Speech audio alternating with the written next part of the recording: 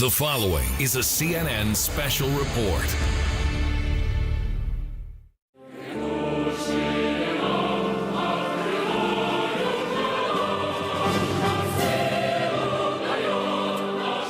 Winston Churchill famously said of Russia, "It is a riddle, wrapped in a mystery, inside an enigma." Prime Minister Churchill, meet Vladimir Putin. He is really very much of a leader. He's been a leader far more than our president has been a leader. He was a KGB agent. By definition, he doesn't have a soul. Vladimir Putin is a thug and a murderer and a killer. He's the richest man in the world. Hundreds of billions of dollars of wealth. What does he want from Donald Trump? Putin is going to eat him like a sandwich. He'd rather have a puppet as president. You're the puppet. Just how powerful is he? Putin has an untrammeled authority. Hoorah! I don't see any checks on his power. So powerful, he rigged the American election? Of course, Putin wanted Hillary Clinton to lose. He despised Hillary Clinton. Whom would you like better?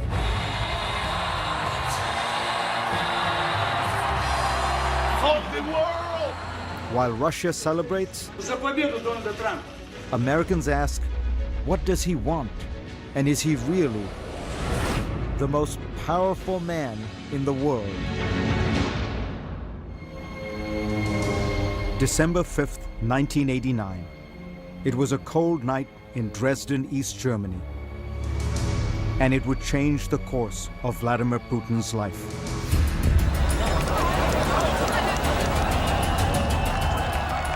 The Berlin Wall had just fallen.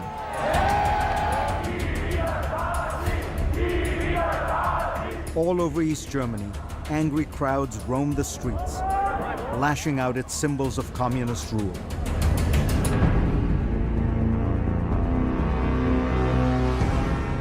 That night in Dresden, they found a target.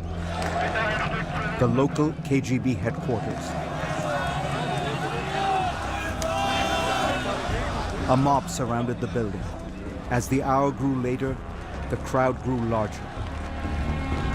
Inside, peering through the curtains, was a young KGB lieutenant colonel named Vladimir Putin. He was terrified that they were going to storm the building. Putin was a junior officer, but the boss was away. He was in charge. The Berlin Wall had come down, police weren't going to help, and he called for instructions. Desperate for help, Putin dialed KGB headquarters in Moscow, over and over again. Finally, one official told him simply, Moscow is silent. And I think it felt like a deep betrayal to him. Vladimir Putin was on his own. He went down into the bowels of the building and fired up the furnace. He finds himself in the basement at a furnace shoveling documents as he hears demonstrations out on the street. They are burning the secret files so fast that the furnace is blowing up. Putin torched thousands of pages of KGB documents and secrets as the crowd closed in. With the fire still raging, Putin went outside and faced the mob. By himself. There are armed guards inside, he told them. They will shoot you. And he's able to bluff his way out of it and tell the crowd, don't try it here, you're going to get hurt. Putin's threat worked. The mob dispersed. This is the drama that stays with Putin all the time. The fear of popular uprising.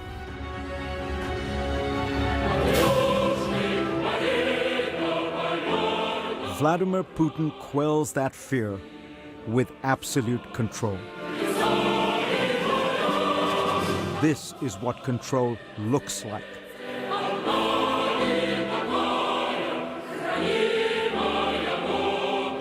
In one of the world's busiest cities, the streets are emptied for Vladimir Putin's motorcade. 12 million people simply disappear on Putin's inauguration day.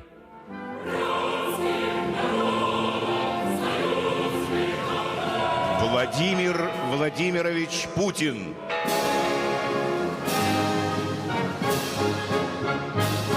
The event was perfectly produced for Russian television. Every detail flawlessly planned.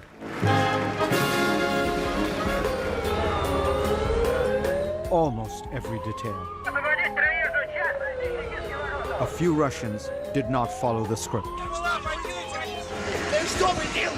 Literally a block away from his inauguration was a cafe called Jean-Jacques, where the opposition liked to gather and drink wine and drink coffee.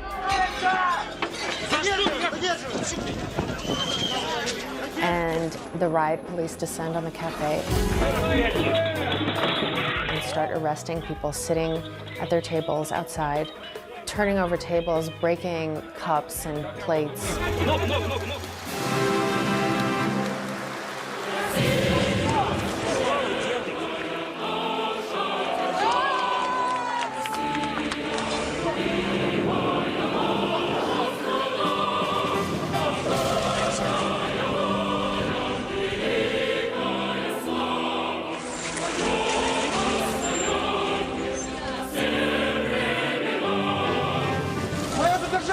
The crackdown was not shown on Russian television. For 94% of Russians, their main source of news is television.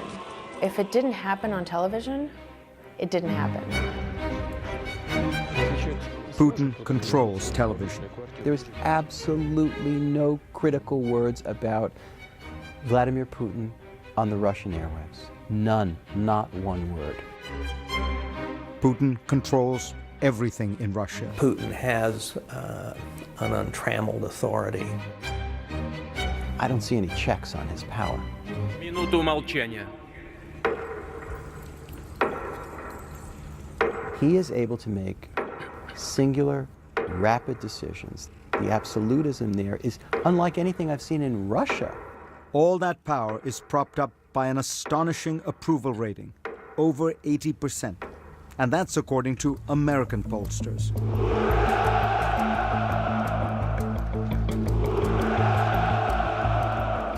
Donald Trump wins the presidency. But when the United States elected a new president, it looked like Russia had fallen for a new leader. Победа Трампа будет праздник для всего человечества. There were toasts all over Moscow, За победу Дональда Трампа. at the parliament known as the Duma, on talk shows, Они молодцы. and at bars. We are the champions of the world. But one man seemed utterly unsurprised by Trump's victory. He's happy to take credit. And that means that he won the US election. The man who is simultaneously president of Russia and in charge of the United States. Mr. Putin. Trump impersonators are everywhere in Russia.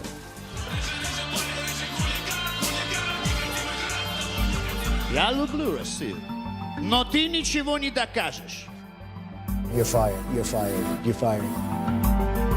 But it could be an American TV program that best describes the Putin-Trump relationship. I think Putin views Trump as an apprentice. At the heart of all this are some deadly serious questions. Does Vladimir Putin have some kind of hold over Donald Trump? Did he tamper with the American elections? I tried to ask him. Mr. Putin did not agree to answer my questions, but his closest aide, Dmitry Peskov, did. The answer is very simple, no. You are humiliating yourself, saying that a country can intervene in your election process. America, a huge country, the most powerful country in the world, this is simply impossible.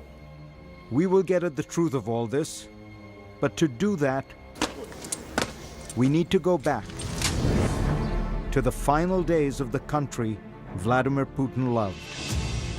I think that down deep in Putin, there is this sense of extraordinary humiliation over the collapse of the Soviet Union. Because it wasn't just the Soviet Union, it was the Russian Empire. Putin returned home from his KGB posting in 1990 to a country he did not recognize. The USSR had been transformed by Mikhail Gorbachev and his policy of openness, known as glasnost. A lot of things happened very quickly. Big Mac is Big Mac. Coca-Cola, Coca-Cola. A romance with things Western.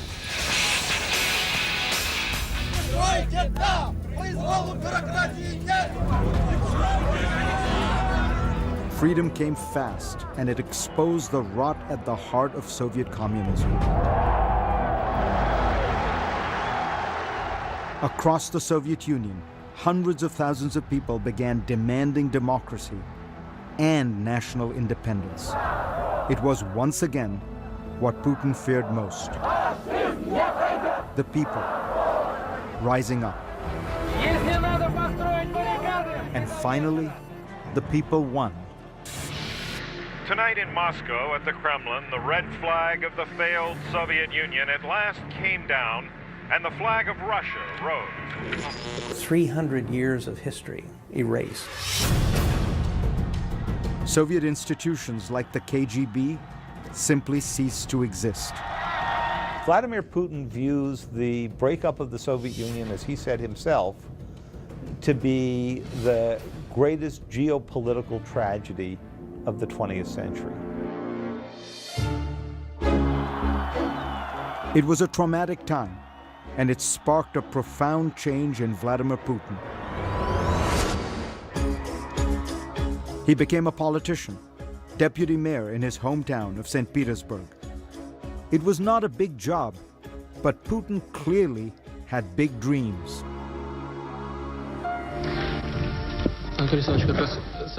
He commissioned this rarely seen documentary about himself.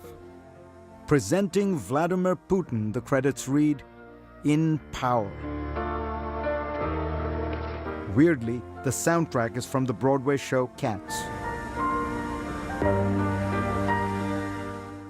The ambitious Putin may already have been looking toward Moscow because the Russian people were desperate for strong leadership. Under President Boris Yeltsin, the new democracy was a mess. The entire Soviet system, it just collapsed.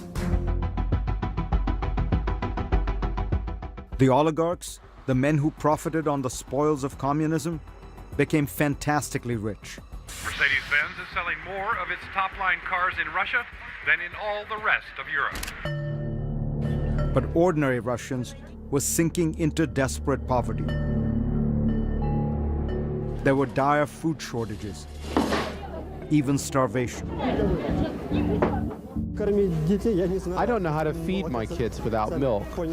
I just don't know what we're going to do. President Boris Yeltsin was in charge, but he seemed increasingly unstable.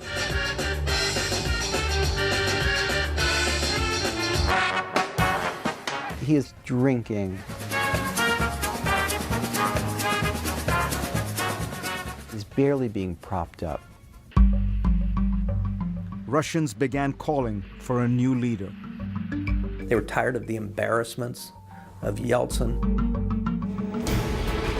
Waiting in the wings was Vladimir Putin.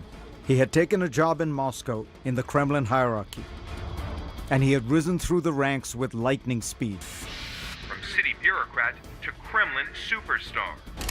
He had just become acting prime minister when it became blindingly clear the country needed a new president. So when Yeltsin was ready to topple over, and they settled on Putin because they knew that Yeltsin could retire and not be put in jail. Boris Yeltsin was notoriously corrupt, but Kremlin power brokers wanted to protect him. So the deal was made. The deal was made.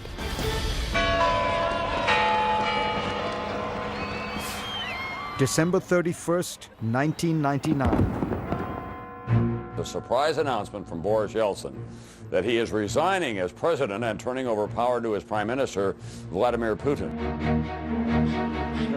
In the very first moments of the 21st century, Vladimir Putin became president of Russia. His first words: "We live in a competitive world, and we are not among its leaders." And right away, Putin began to change his country. He joined soldiers on the front lines of the war in Chechnya. He reassured Russians that better times were ahead. I think we'll get paid and we'll have work. The country quickly fell in love with Vladimir Putin. The #1 song in Russia was called "A Man Like Putin." He's just very, he's beautiful man, you see?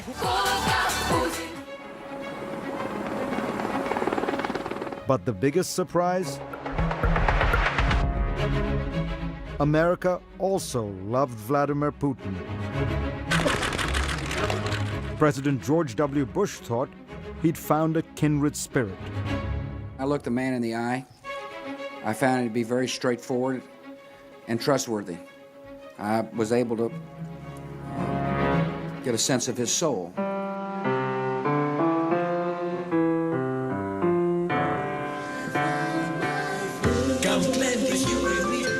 Even Hollywood fell for the new Russian president. We'll see what we shall see. I'll bring my rose with me. He bonded with stars at a charity dinner.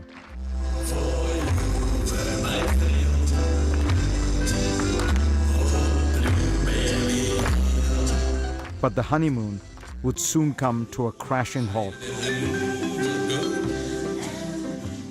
He was a KGB agent. By definition, he doesn't have a soul. How are you? So glad to see you. Next, when Vladimir met Hillary. It's important to remember how much he despised Hillary Clinton.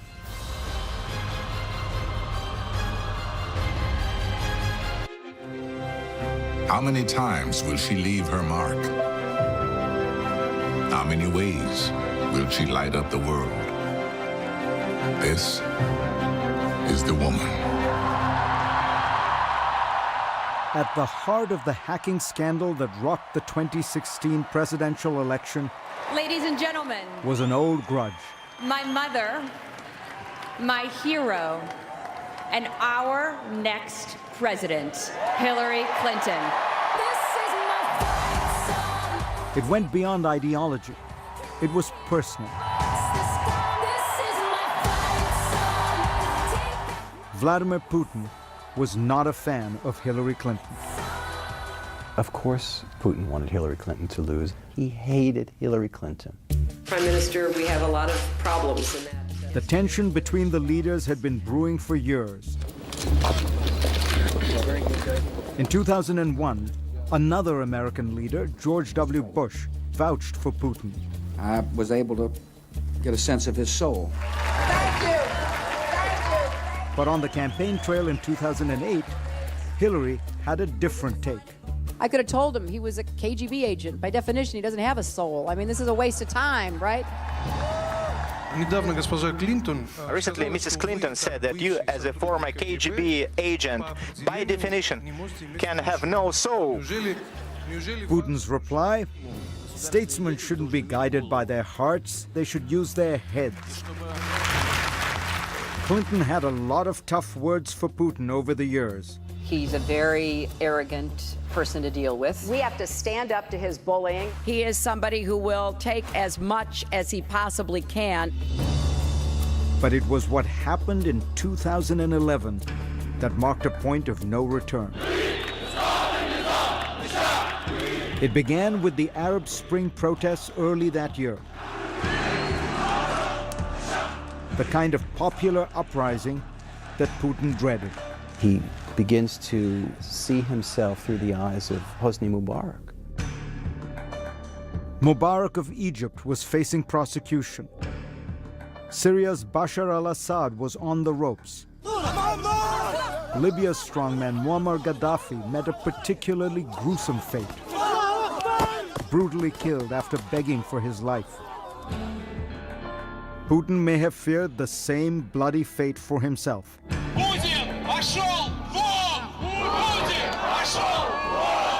Just a few weeks later, rebellion arrived in Russia. Tens of thousands rallied in the streets of Moscow.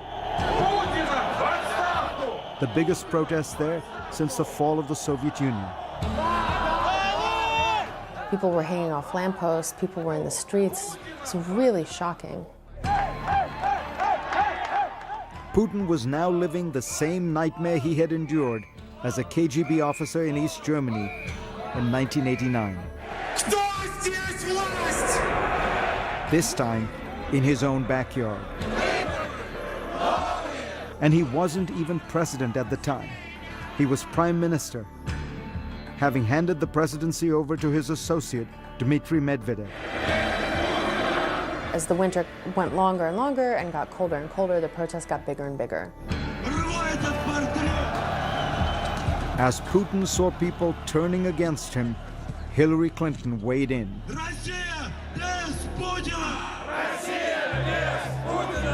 The Russian people, like people everywhere, deserve the right to have their voices heard and their votes counted. When Putin hears something like that, I imagine he hears Bush talking about Saddam Hussein. He hears that as, they're coming for me. There he goes! They're trying to drive me from power. And what the hell do you know about my people and whether they deserve to have their voices heard? Like, I'll tell you if they should have their voices heard. Russians had a lot of reasons to be angry. Владимира Путина на должность президента страны. That fall, it was announced that Putin would run for president again, for a third time.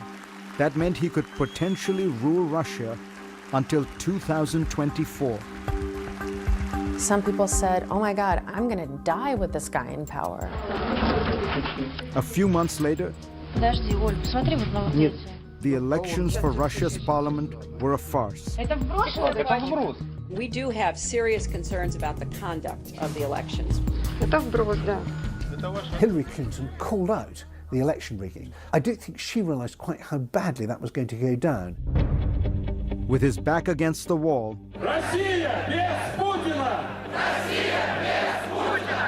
Putin turned the tables. He blamed the protests on Hillary Clinton, claiming that she was the one who incited them with her complaints about the election. There are growing restrictions on the exercise of fundamental rights. Quote unquote, she sent a signal. That was his words.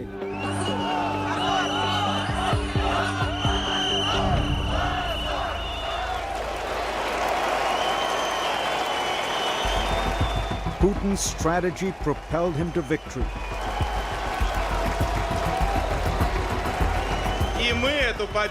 In March 2012, he won re-election handily, fighting back tears after a tense fight to maintain his power. Мы показали, что нам действительно никто ничего не может навязать.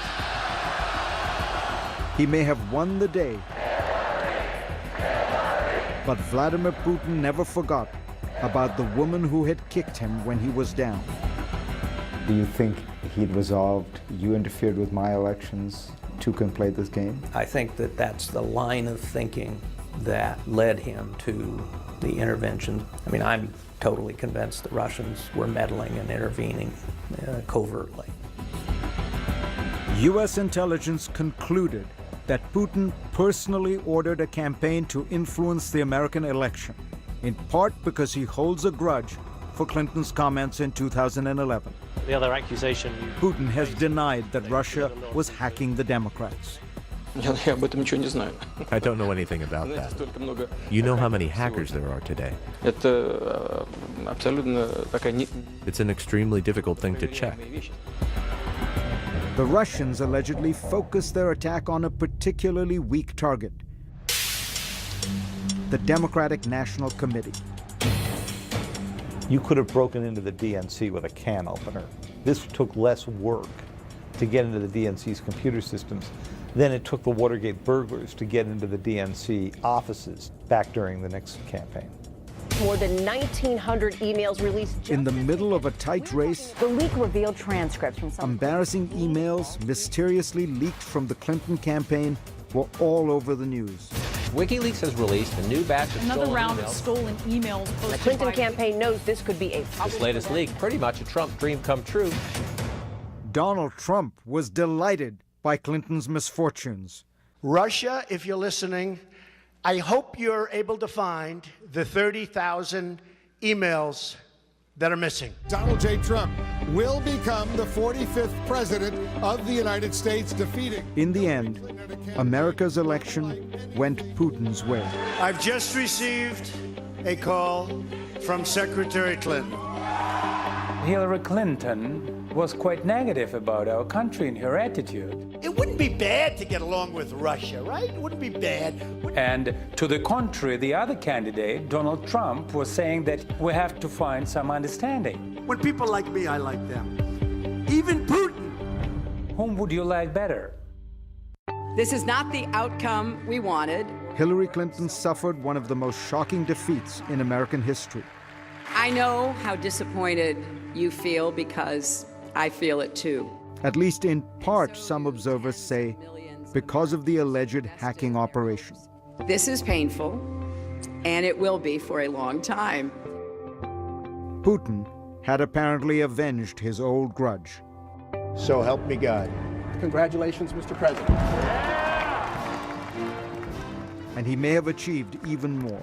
The 45th President of the United States. If Donald Trump is in some way compromised, if the Russian government has something that it feels has on him in terms of leverage, that's a very serious thing. I don't suggest for a second that I have the answer to this question, but we can't just let this matter drop. Up next, a prominent Russian opposition figure has been shot and killed in... 4 of the shots hit him in the back. Right out in the open, just blocks from the Kremlin. The story Vladimir Putin might want the world to forget.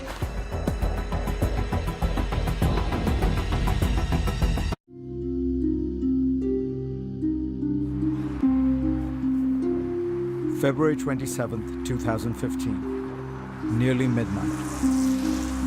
A man and woman walk across the Bolshoi-Moskovetsky Bridge, right next to the Kremlin, a highly monitored area littered with surveillance cameras. All those cameras, but amazingly, this grainy, faraway video is the only footage that exists of a critical moment in recent Russian history. Inside the circle of what a Moscow TV station purports to be Boris Nemtsov and his girlfriend. Nemtsov was, of course, the well-known Russian opposition leader who led the protests in 2011. The station says that while this snowplow hides the two from camera's view, Nemtsov was killed, shot 4 times in the back. A prominent Russian opposition figure has been shot and killed in... 4 of the shots hit him in the back. Right out in the open, just blocks from the Kremlin. So, who murdered Boris Nemtsov? Позорное явление. Трагическое и позорное. Vladimir Putin condemned the killing, calling it shameful and impudent. And 5 Chechens are currently on trial for murder, but the court case plods along. In the meantime, doubts remain. The assassination was extremely professional. Russian-born journalist Julia Yoffe says that only one group could be that professional. Nemtsov's girlfriend, who he was walking with, didn't realize he had been shot until the car was already driving off. It was quick and professional, and nobody has that kind of training outside the government. Senator John McCain takes it one step further. Vladimir Putin is a thug and a murderer and a killer and a KGB agent. He had Boris Nemtsov murdered in the shadow of the Kremlin. This is personal insult. This is a lousy behavior from a politician. That is Putin's top aide and spokesman, Dmitry Peskov. It's nonsense. It's nonsense. There is nothing to comment on. Over the course of Putin's time in power, his regime has been accused of involvement in the deaths of many of its critics, including the journalist Anna Politkovskaya and the former KGB agent Alexander Litvinenko. The scholar of Russian studies, Stephen Cohen, responds. There's not a shred of evidence, there's not a single fact to sustain these allegations, but they take on a kind of folklorish reality. Тут господин Путин сказал. The allegations that Putin might have played a role in Boris Nemtsov's murder may stem in part from the evidence that Nemtsov had been accumulating against the president. Nemtsov was about to reveal information that would prove Russia's involvement in the conflict in Ukraine. That Ukraine report was released a few months after Nemtsov's murder. But there was an earlier Nemtsov report published in 2012 that also was embarrassing for Putin. It claimed the president had 43 planes, 15 helicopters, and 4 yachts at his disposal, including one super yacht. Then there are the palaces. Nemtsov's report says there were 20 presidential palaces available to Putin at any time. One of the palaces, known in the press simply as Putin's Palace, was said to be worth $1 billion. This is not true. This is actually perverted commenting of reality. Putin's spokesman, Dmitry Peskov, says every world leader, especially the leader of a nuclear power like Russia or the United States, has access to state-owned homes and planes and helicopters that are safe and have secure communications. Of course, he uses these vehicles, this plane, these residences, but it's not his property. The rumors about his wealth, the rumors about the palaces, has nothing to do with reality. It's just lies. The rumors of Putin's wealth, well, some of them are simply staggering. And some people, including myself, believe that he's the richest man in the world or one of the richest men in the world. Bill Browder was once the largest foreign investor in Russia. Now he's one of Vladimir Putin's toughest critics. We talked in 2015. You really think Putin is the richest man in the world? I really think that. And I'm not just saying that crazily. Estimate his net worth. 200 billion. Really? I believe that it's 200 billion. That would make Putin almost 2.5 times wealthier than the man whom Forbes says is the world's wealthiest, Bill Gates. All these rumors, all these accusations about billions and billions of dollars as his fortune, this is not true. Don't believe in that. He's got nothing. He's got what he writes in his personal financial declaration every year. Putin's most recent financial declaration says that he personally owns less than half an acre of land, a roughly 900 square foot apartment, and a 200 square foot garage, into which maybe he puts the vehicles listed in that document. A vintage Russian sedan, a Russian 4x4, and a trailer like this one. The document does not say how much Putin has in the bank or in investments. Top U.S. Treasury official Adam Zubin talked to the BBC. I'm not in a position to give you figures, but what I can say is that he supposedly draws a state salary of something like $110,000 a year. That is not an accurate statement of the man's wealth. But if Putin was getting rich, he surely wasn't the only one in Russia. Take this statistic. In 1996, when Putin had just moved to Moscow and begun his climb to the top, there were no billionaires in all of Russia. By 2014, Russia had 111 billionaires, according to Forbes. And while Moscow now has multiple Bentley dealerships to satisfy its bevy of billionaires, the average wage in Russia is less than $450 a month. That's lower than the average wage in China, according to Stratfor.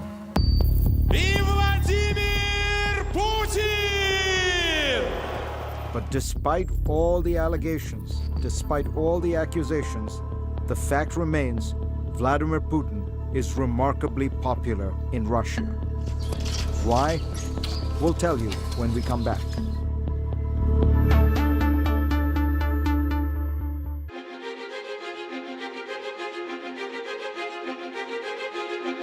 The most powerful man in the world is also the most popular.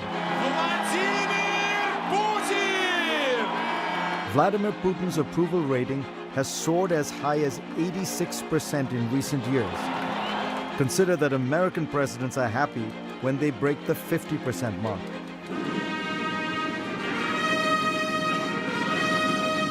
How has he done it? Partly, it's the cult of Putin.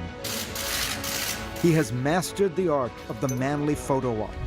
He rides horseback bare-chested, finds ancient treasures underwater. He rides a submarine to the bottom of the Black Sea, flies planes, fights forest fires. There's something ridiculous about a middle-aged world leader riding around shirtless on a horse like Conan the Barbarian after a dozen donuts. Who thinks this looks good? Everything that we find ridiculous about Vladimir Putin is very appealing in a media universe that he controls absolutely. Perhaps the foundation of the Putin juggernaut is a political truism no matter where you live. It's the economy, stupid. After the chaotic years of Boris Yeltsin, Putin stepped in and stabilized the country. And he rode the wave of ever-rising oil prices, which in Russia's resource-rich economy translated into rising wages and soaring stock indices. Then, in late 2014, the party stopped. Oil prices slumped, and soon after came Western economic sanctions. Vladimir Putin has navigated hard times well. He has slashed social spending, implemented an austerity program, allowed the ruble to fall, and his central bank has kept inflation in check. Putin is a fiscal conservative. The outward seeming aspect of wealth looks closer to Dubai than it does to Moscow 30 years ago. It's just an amazing transformation. Add to the economics Putin's secret sauce, nationalism. Они не пройдут! And it surged in 2014 after an invasion that shocked the world. Bigger nations must not be allowed to bully the small. Vladimir Putin grabbed a piece of Ukraine for Russia. The West was horrified. That's the sort of thing that Adolf Hitler did in the 1930s. We thought those days were gone. But it all looked very different through Russian eyes. I have never met a Russian who accepted the notion of Ukraine as a totally separate state. Of course, many Ukrainians deeply resented the invasion. But not Russians. They see it as the revival of a deep sense of power and national destiny. Putin has given them their pride back. Russia is once again a great power.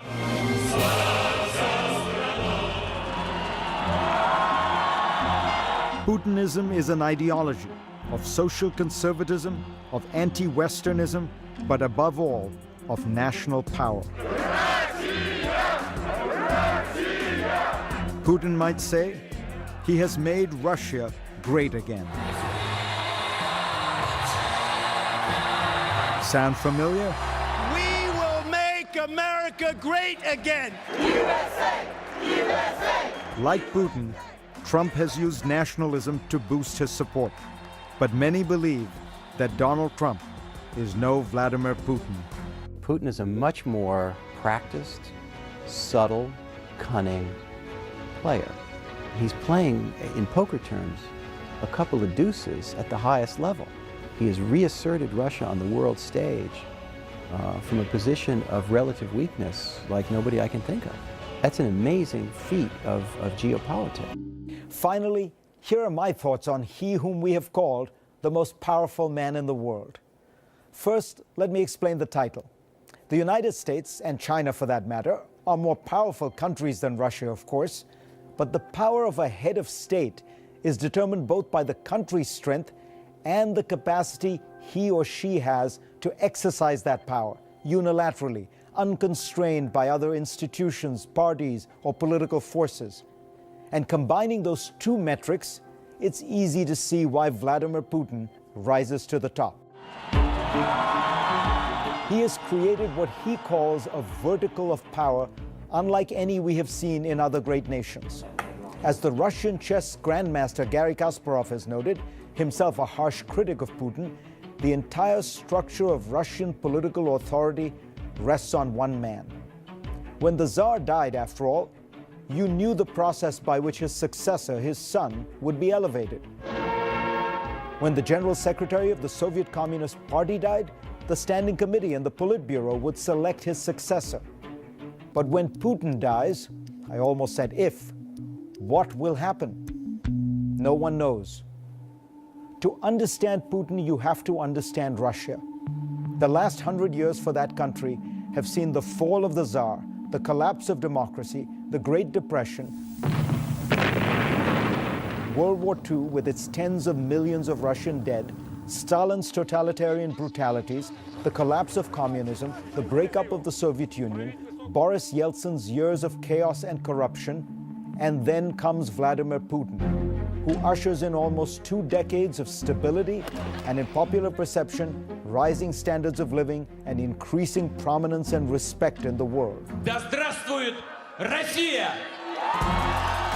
Respect is important. Russians have immense national pride. Russia is, after all, the largest country on the planet, 48 times larger than Germany. It encompasses 11 time zones and straddles Europe, Asia, and the Middle East.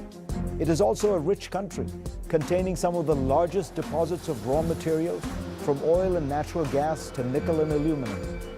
Culturally, it has often thought of itself as the Third Rome, preserving Christianity even as Rome and Byzantium fell to the barbarians. Putin understands Russia, but he also understands the world. He's not foolish enough to make a frontal assault on America or Europe. He knows how to use power asymmetrically, with cyber tools and disinformation. He understands the vulnerabilities of free societies, their internal divisions and discord, and their gaping openness. He understands the fragility of institutions like the European Union and NATO, and ideas like integration and diversity. In other words, Vladimir Putin understands us very well. The question is, does Donald Trump really understand him?